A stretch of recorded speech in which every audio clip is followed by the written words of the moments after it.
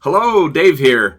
My YouTube channel is Best Local Results and my website is bestlocalresults.com. And I wanted to just do a quick video here for you answering the question, what is local off-page SEO? So to do that, let's jump over to my computer screen over here. And you can see I've done a quick outline here. What is local off-page SEO? Off-page means off website. So the answer basically is it's things that we do off of our website that helps our local SEO. So it begs the question, what is local SEO? So let's jump over here to Google, and you can see here if you type in any local business category, like in this case I selected plumber. If you're in a particular city and you're trying to find a plumber in your city, then you would just type in either plumber or plumber near me. And if it's a local business category like that, it'll bring up what's called a local search. In this case, I wanted to look in a different city than I'm in, so I put in the city and the abbreviation for the state. It still brings up the local search just for that city and state and category. So anyway, you can see I put in plumber, Kansas City, Kansas. Typically first you'll have a couple of paid ads, which will show up at the top of the page. And then down here you'll have three businesses in what is called the map pack, the Google map pack they call it. You can tell it because it has a map over here. Sometimes instead of just the three businesses that are listed in the map pack, sometimes you'll have a fourth, another one listed above that's also a sponsored ad, similar to these, but it'll fit within this map pack here. And then below the map pack, you have what's called the regular organic section. And so what local SEO is it's the things that you do if you own a local business to get your business to show up in the top three, so that you're in the maps, Google Maps, so that you show up in this Google Map 3-pack for the search terms that you want to show up under. And then also showing up just below the map pack in the top two or three of these regular organic searches.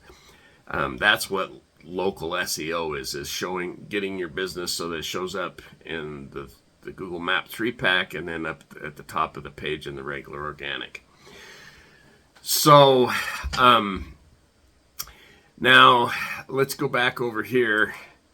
So I listed three things. I broke local off-page SEO down into three basic categories. The first is what I call controlling NAP consistency. NAP is an acronym that stands for your business name, address, and phone number. Also, you would typically include your website, link to your website listing in there as well. But it's not part of the website's not part of the acronym because it doesn't have to have the website in there. Now, when you first build a business website, Google doesn't know, even when you first set up your Google business profile, Google doesn't necessarily know if you're honest and if you're a real business or if you're a scam. And so they want to go out and they want to verify. They want to look on the internet. Google knows that most local businesses will be in some social media sites, and they'll also be in specific business directories. And they actually know the businesses in your category, like in this case, if you're a plumber, they know that most of your plumbing competitors in the city that you're in are in, these business directories, and they're in these specific social media sites. So Google goes and looks on those business directory lists, business directories and social media sites to see if you're listed. Once they find you there, that's good, but then they want to verify that the information that you have listed is correct. Google is a map program. People use it for GPS to get you there. They don't want to send somebody to the wrong address or to a business that's no longer there. So they look every place that you're listed on, like I said, a business directory or social media site. They want to see that your address is listed as identically as possible.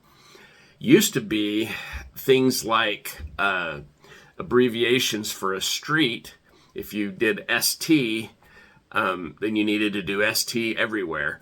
Google's algorithms gotten smart enough now that abbreviations like for street, Google knows the difference, so that isn't as important.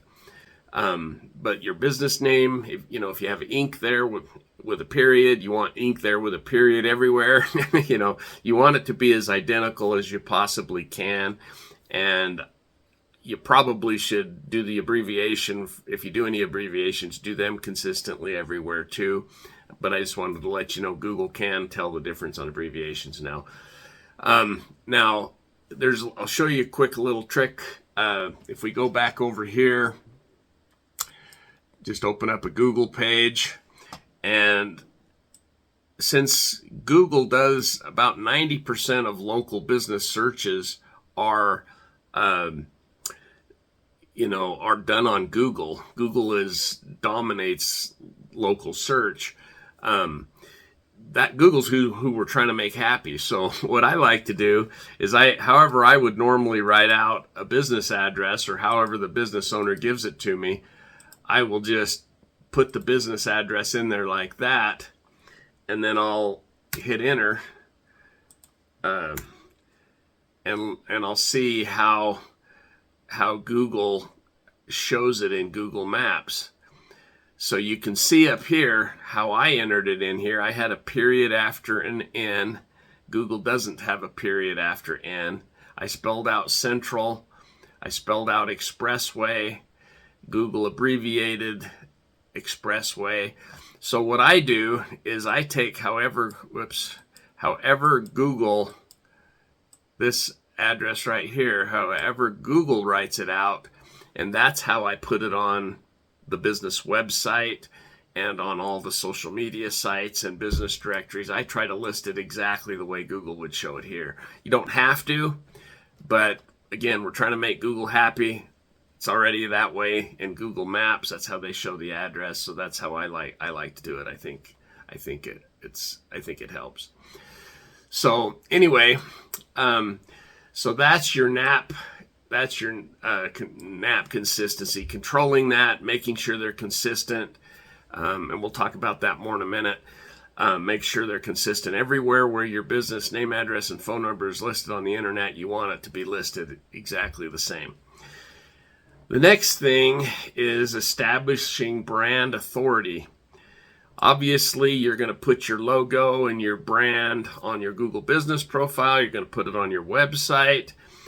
You want to do that. You also want to put it anywhere that, any business directory that you put it on, if it lets you, and any social media site, if it lets you. But the main thing and you want to upload pictures. If you watched one of my videos on how to fill out your Google business profile, you want to fill it out as complete as possible. The same is true with any business directory or social media page that you set up for your business. Everything that they give you the option to fill out, you want to fill out.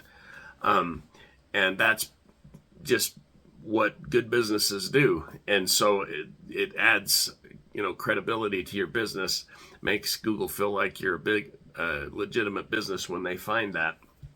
For example, whenever you have the opportunity to do a business description, you want it to be not the same business description you do everywhere else on the internet. On each site, you should write an original, and I know this is time consuming. A lot of people just have the same one and they put it on all their social media sites. It's actually better if you write an original business description for each directory listing that you're on and each social media site. And you want to talk about, the keywords that you want to show up for. Like if you're in auto repair, and you do brake repair or oil changes, or whatever those things are, you want to, as they fit naturally, don't make it awkward, but you want to mention the different things, the keywords that you want to show up in your business descriptions. So establishing brand authority is basically getting the main business directories that people in your business are in. You want to be in there as well, and you want to have it filled out the best and the most complete, and have good business descriptions, and that's what I mean in this context of building brand authority as far as for off-page local SEO. And then the final part of off-page SEO is getting backlinks. Now there's different kinds of backlink. What a backlink is some text on your website, or on a website. Like say there's if you're an auto repair company, let's say there's an auto repair magazine website or association website, and on there they mention your business name and link to you. That would be an example of a contextual backlink. And you want backlinks. Google considers a backlink from an authoritative website that's related to your business niche, or to your city. It can Google considers that a referral or a recommendation. They're vouching for the quality of your business because they're linking to you. You don't want spammy backlinks. You don't want mass amounts of backlinks just for the sake of having backlinks. You want backlinks that are related to your city. So like if you have a city magazine, or a city business directory, or anything like that, any local website that's about your city. I'll show you one here. Let's switch up here. Okay, so like for example, here's a website called visitsanantonio.com. Now, if you're a travel business, you definitely want to be on here, but any San Antonio business, if they could get a link from something that's about San Antonio, it helps relate you to your business, and you would want that backlink. Also, if you're a lawyer, any lawyer websites,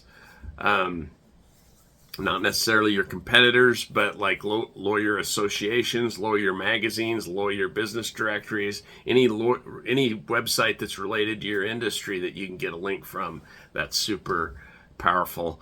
And the more of those that you can get, the more authoritative Google views your local business, and that really helps you ranking in the Google Maps 3-pack as well as in the regular organic section.